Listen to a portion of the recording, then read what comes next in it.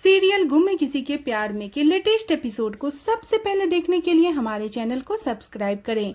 आज के एपिसोड की शुरुआत में सभी भारती से गुजारिश करती है कि मेरे बच्चों को प्लीज आप मत मेरे से अलग करो, लेकिन भाग्यश्री के मना करने के बाद सभी गुस्से में आ जाती है और कहती है मैं लीगल एक्शन लूंगी। तभी तारा सभी पे भड़कती है और कहती है मेरे भाई के बच्चे हैं और मैं इन पर तुम्हारी कोई भी परछाई भी पड़ने देना नहीं चाहती। तुम अपने यार के साथ मस्ती करो, मैं अपने बच्चों को पाल लूंगी। नील सारी बातें सुन के बहुत ज़्यादा अपसेट होता है। तारा कहती है कि ये मेरे बच्चे हैं। अनिकेत तारा का विरोध करता है, लेकिन तारा अनिकेत को भी डांट देती है और कहती है किसने कहा हमारे बीच में बोलने को, तुम चुप रहो। वहाँ पे नील कहता है कि आपकी घटिया सोच का पता आपकी बातों से चल रहा है। तभी सभी हाथ जोड़ के भाग्यश्री से विनती करती है कि मम्मी जी आप सृजन के बातों में मत आइए, ये बहुत ही बुरा इंसान है, इसकी बातों में आके आप मेरे बच्चों को मेरे से दूर मत कीजिए। आपको इसकी सच्चाई पता नहीं क्यों नहीं दिख रही है।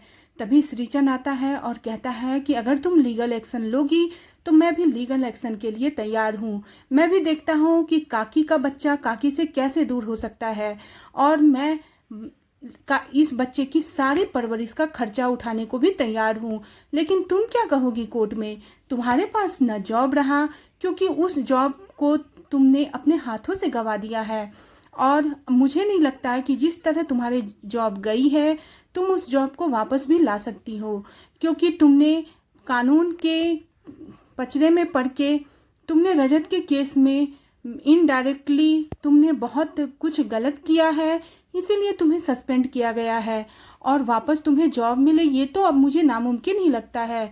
कोर्ट में क्या कहोगी कि बच्चों की परवरिश तुम कैसे करोगी? तुम क्या कोर्ट में प्रूफ दिखाओगी कि तुम्हारे पास क्या है? और काकी के पास मेरा सपोर्ट रहेगा, मैं बच्चों की सारी परवरिश उठाने को तैयार हूँ। तभी नील कहता है कि आप लोग अपनी दलीलें दे चुके हैं, अब जो करना होगा वो मुझे ही करना होगा। नील सभी से कहता है कि आप अपने बच्चों के लिए इन लोगों के पास क्यों गिड़गिड़ा रही हैं? ये लोग आपको बच्चा देने से रहें और बच्चे आपके हैं, वो आपसे दूर कहीं नहीं जाएंगे। सृजन की बातों से सभी को समझ में आ जाता है कि सृजन अपना चाल चल रहा है। सृजन कहता है मैं काकी का सपोर्ट करूंगा और केस मैं काकी की तरफ से लड़ूंगा। सभी कहती है कि अपनी घटिया हरकत में तुम कामयाब हो चुके हो, ऐसा बिल्कुल भी समझने की भूल मत करना। तभी तारा कहती है कि जब तुम्हारा पर्दाफाश हो गया तो तुम सृजन भाई को इसमें लपेट रही हो। सृजन भाई ने तुम्हारा सारा खेल सबके सामने लाके रख दिया है और तुम जो अपने आप को ज़्यादा स्मार्ट समझती हो वो तुम बिल्कुल भी नहीं हो। तारा कहती है कि तुम्हारे पास अब कुछ भी नहीं है, बच्चा तो किसी भी शर्त में मैं तुम्हें देने से रही। नील सारी बातें सुन रहा होता है और नील को समझ में आ जाता है कि परिवार वाले सभी के लाख गुहार और मिन्नतें करने के बावजूद भी सभी को बच्चा नहीं देंगे, क्योंकि सभी फाइनेंशियली सपोर्ट में कमजोर पड़ रही है। सृजन भी परिवार वालों का साथ देता है और सभी को कहता है तुम यहाँ से निकलो, नहीं तो मैं तुम्हें धक्के मार के यहाँ से निकाल दूंगा। सभी सृजन की तरफ देखती हैं और सोचती है पता नहीं क्यों परिवार वाले मेरी बातों का भरोसा नहीं कर रहे हैं। तभी भाग्यश्री कहती है कि नील सारी बातें सुन रहा होता है। तभी नील सभी का हाथ पकड़ के भगवान के मंदिर के पास ले आता है और वहां से सिंदूर उठा के सभी की मांग भर देता है और कहता है कि आप लोगों के सामने मैंने सभी से शादी कर लिया। सभी अब सभी ठक्कर नहीं रही, बल्कि सभी अब सभी नील प्रधान हो गई है। तभी सभी नील के इस हरकत को देख के काफी ज्यादा शॉक्ड रह जाती है। नील कहता है कि अब सभी के पास एक सपोर्टिव हस्बैंड भी है और एक फैमिली भी है, वो अपने बच्चे का परवरिश अच्छे से कर सकती है, लेकिन आप लोगों के पास अपना कुछ भी नहीं है। आप लोग क्या कहेंगे कि ये मेरे फैमिली फ्रेंड है और ये मेरे बच्चे का खर्चा उठाएंगे? मैं सभी के बच्चों का बाप बन चुका हूँ, अब मैं इस बच्चों का हक पूरी तरीके से कोर्ट से ले सकता हूँ और मुझे कोई नहीं रोक सकता इन सब चीज़ों को लेने से। सभी और नील को देख के भाग्यश्री और तारा सभी शॉक्ड रह जाते हैं। नील तारा से कहता है कि तुम्हारे पास क्या है, तुम क्या दिखाओगी कि तुम कैसे बच्चों की परवरिश करोगी? तुम खुद दूसरे के टुकड़ों पे पल रही हो और तुम सभी से कह रही थी कि ये क्या दिखाएगी, तो अब ये दिखाएगी कि इसकी फैमिली बहुत ही स्ट्रांग है, बड़ी फैमिली है, बड़ा बंगला है और नागपुर का सबसे बेस्ट गायनोकोलॉजिस्ट इसका पति है। इतना तो मैं कमा ही लेता हूँ कि मैं अपनी बीवी और बच्चों का खर्चा आराम से उठा सकूँ। सभी और नील के इस चीज़ों को देख के घरवाले के साथ साथ श्रीचंद के भी होश उड़ जाते हैं। श्रीचंद अपने मन में सोचता है कि ये तो नया ही तमाशा हो गया। तभी नील सभी का सपोर्ट करता है और नील और सभी को देख के परिवार वाले सभी दंग रह जाते हैं। खुद सभी भी नील की हरकत को देख के दंग रह जाती है। तभी पुलिस का सायरन बजने लगता है और वहाँ पे पुलिस आ जाती है।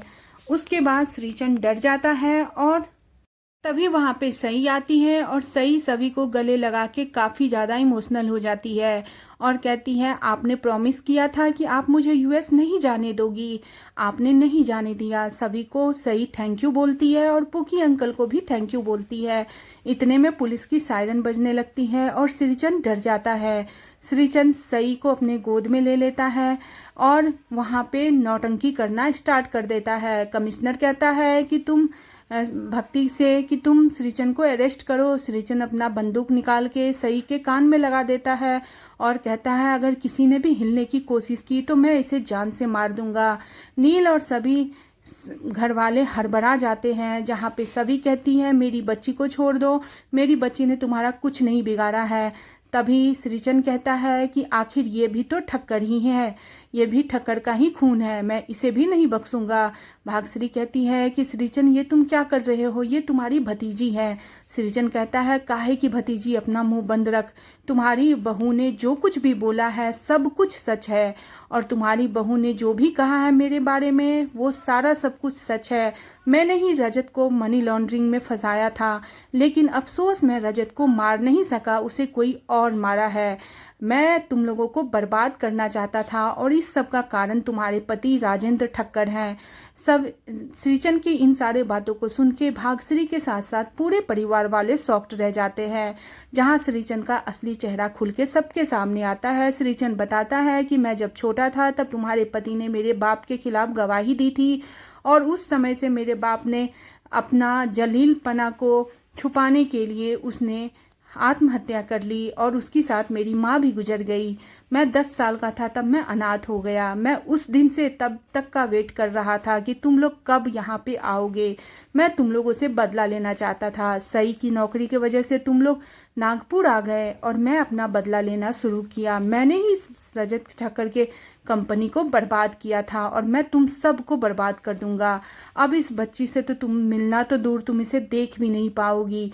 तभी कमिश्नर कहता है कि बच्ची को छोड़ दो वरना ठीक नहीं होगा। नील सई को बचाने के लिए श्रीचंद से भिड़ जाता है और श्रीचंद के हाथ से बंदूक की गोली लग जाती है नील के गर्दन पे और नील वहीं पे गिर जाता है।